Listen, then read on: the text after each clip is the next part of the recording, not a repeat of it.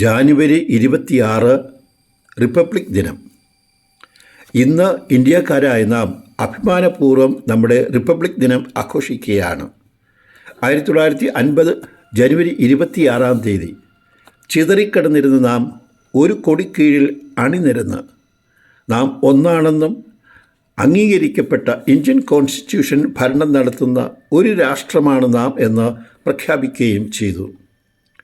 നാം വിലമതിക്കുന്ന ജീവിത മൂല്യങ്ങളായ നീതി, സ്വാതന്ത്ര്യം, തുല്യത, സ്നേഹം എന്നിവ ഇന്ത്യൻ കോൺസ്റ്റിറ്റ്യൂഷൻ്റെ ആമുഖത്തിൽ തന്നെ നാം ഉൾപ്പെടുത്തി.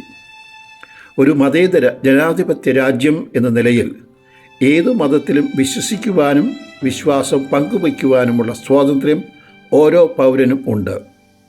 ഇന്ത്യൻ പൗരൻ എന്ന നിലയിൽ അഭിമാനിക്കുന്നതോടൊപ്പം അനുഗ്രഹങ്ങൾ ചൊരിഞ്ഞ ദൈവത്തിന് നമുക്ക് നന്ദി പറയാം.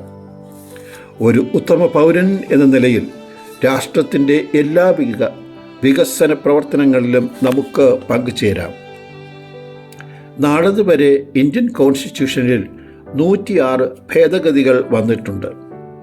അതേസമയം ഭരണഘടനാ ശില്പികളുടെ കാഴ്ചപ്പാടും പ്രതീക്ഷകളും തിരുത്തപ്പെടാതെ കാത്തുസൂക്ഷിക്കേണ്ടതായിട്ടുണ്ട്. ഇന്നത്തെ വചനം നമുക്ക് നൽകുന്ന സന്ദേശം നമ്മെ തകർക്കുവാൻ കഴിവുള്ള തിന്മയുടെ ശക്തികളോട് പൊരുതി നിൽക്കുവാൻ നാം സദാ ജാഗരൂകരായിരിക്കണം.